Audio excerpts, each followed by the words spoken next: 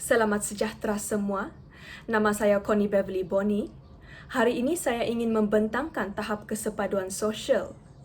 Tahap kesepaduan sosial di Malaysia adalah terbahagi kepada 3 era, iaitu era konflik, era tegang tapi stabil, serta era kesepaduan sosial. Marilah kita sama-sama mengupas era yang pertama secara terperinci. Era pertama adalah era konflik. Era konflik telah berlaku selama 15 tahun, iaitu dari tahun 1945 hingga tahun 1960. Seperti nama era tersebut, banyak perselisihan faham dan pergaduhan telah berlaku antara etnik sepanjang era ini. Antara konflik tersebut adalah konflik etnik Cina-Melayu. Punca bagi konflik ini adalah daripada tindakan pasukan anggota komunis Bintang 3. Setelah tamatnya penaklukan Jepun terhadap Tanah Melayu pada 16 Ogos 1945, Bintang 3 memburu Ju Kidam, anggota polis Jepun yang terdiri daripada etnik Melayu yang dianggap bersubahat dengan pihak Jepun selama 2 minggu. Ramai nyawa telah terkorban akibat daripada 2 minggu konflik ini dan seterusnya menyebabkan timbulnya prasangka di antara etnik Cina dan Melayu. Seterusnya, pembentukan Malayan Union. Pada 1 April 1946, Kerajaan British mengisytiharkan pembentukan Malayan Union di mana 11 buah negeri dijadikan sebuah British Crown Colony. Hasil daripada pembentukan ini, kaum bukan Melayu telah mendapat keuntungan yang lebih tinggi berbanding daripada kaum Melayu. Dan hal ini ditentang oleh pelbagai pertubuhan Melayu di bawah UMNO yang dibentuk pada 11 Mei 1946. Seterusnya, pembentukan Persekutuan Tanah Melayu.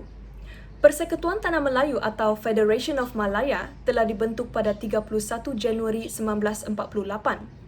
Antara peristiwa yang berlaku pada masa ini adalah rusuhan dan mogok daripada pemimpin Kesatuan Sekerja yang berlaku secara besar-besaran yang menyebabkan pertubuhan mereka diharamkan.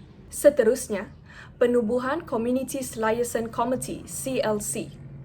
Tujuan penubuhan ini adalah untuk memulihkan kesepaduan sosial dalam kalangan etnik Cina, Melayu dan India di Malaya serta meredakan suasana ekonomi, politik dan sosial.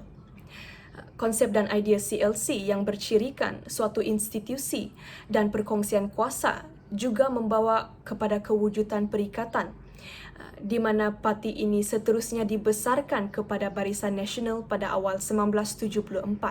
Seterusnya, perundingan antara Tunku Abdul Rahman dengan Ketua Parti Komunis Malaya, Chin Peng, yang bertempat di Baling pada tahun 1955. Perundingan ini telah membawa kesan di mana anggota PKM mampu kembali ke politik arus perdana. Seterusnya, penggubalan Perlembagaan Persekutuan melalui Red Commission. Perundingan etnik merupakan strategi utama yang telah digunakan dalam proses penggubalan perlembagaan tersebut. Bukan itu sahaja, konsep perundingan ini juga memainkan peranan besar dalam pembentukan institusi Rencana Pembangunan 5 Tahun yang pertama di Malaya, iaitu Draft Development Plan 1950 to 1955. Malaya juga telah mencapai kemerdekaan pada era ini, iaitu pada 31 Ogos 1957, tetapi masih berada dalam darurat. Darurat hanya tamat pada 31 Julai 1960. Era yang kedua adalah era tegang tapi stabil. Perjanjian antara Kerajaan Persekutuan dengan Sabah telah dimeterai selaras dengan penggunaan prinsip tolak ansur etnik dalam pungutan suara Sabah dan Sarawak setelah pembentukan Malaysia pada 16 September 1963. Selain itu, Indonesia yang berada di bawah pimpinan Suekarno pada awalnya menerima pembentukan Malaysia, tetapi berubah fikiran dan menolak konsep tersebut. Hal demikian kerana beliau menganggap Malaysia sebagai neo-colony, iaitu koloni baru tetapi berada di bawah pemerintahan orang tempatan. Tentera Indonesia yang melancarkan serangan ganas terhadap Malaysia menumpukan lebih kepada rakyat yang menetap di Sabah dan Sarawak dan seterusnya menyebabkan ramai nyawa terkorban di kedua-dua buah negeri tersebut. ketika berlakunya rusuhan antara etnik Melayu dengan Cina di Singapura pada 21 Julai dan 3 Mei 1964, di mana Singapura masih dalam Malaysia pada ketika itu. Kira-kira 40 nyawa telah terkorban, diikuti dengan ribuan yang telah ditangkap. Kemudian, isu ini diikuti lagi dengan rusuhan yang lebih besar antara etnik yang sama pada 13 Mei 1969 di beberapa tempat. Salah satunya adalah di Kuala Lumpur. Penubuhan Majlis Perundingan Rakyat, Jabatan Perpaduan Negara, Rukun Negara serta Dasar Ekonomi Baru DEB telah dilaksanakan selepas 13 Mei 1969 dalam usaha untuk mendapatkan kepercayaan umum dalam kepentingan kesepaduan sosial. Era yang ketiga adalah era kesepaduan sosial. Rusuhan antara etnik Melayu dengan India telah tercetus selama 5 hari, iaitu dari 4 hingga 8 Mac 2001 di Kampung Medan, Selangor, di mana kurang dari 10 nyawa terkorban di sebuah kawasan kediaman setinggan kelas pekerja telah dilaporkan. Slogan Unity in Diversity serta perpaduan nasional merupakan suatu harapan yang kita inginkan dalam merealisasikan masa depan yang lebih cerah daripada sekarang.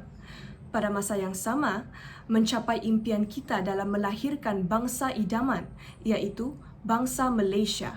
Kematangan rakyat merupakan kunci kepada kesepaduan sosial Malaysia.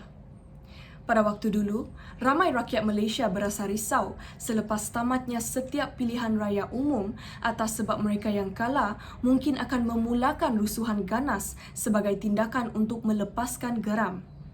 Namun begitu, 9 pilihan raya umum telah diadakan tanpa berlakunya sebarang kekacauan etnik semenjak pilihan raya umum keempat pada tahun 1974. Era kesepaduan sosial merupakan era yang mengusahakan interaksi positif yang mantap antara masyarakat, negara dan pasaran, walaupun keadaan tersebut selalu berubah disebabkan pengaruh dan perkembangan global yang berterusan. Malaysia juga membuktikan bahawa ekonominya mampu bertahan sepanjang era tersebut. Jelaslah bahawa kesepaduan sosial merupakan tonggak utama bagi mewujudkan serta mengekalkan kesejahteraan dan kestabilan ekonomi mahupun politik dan mampu terus menuju ke arah perpaduan.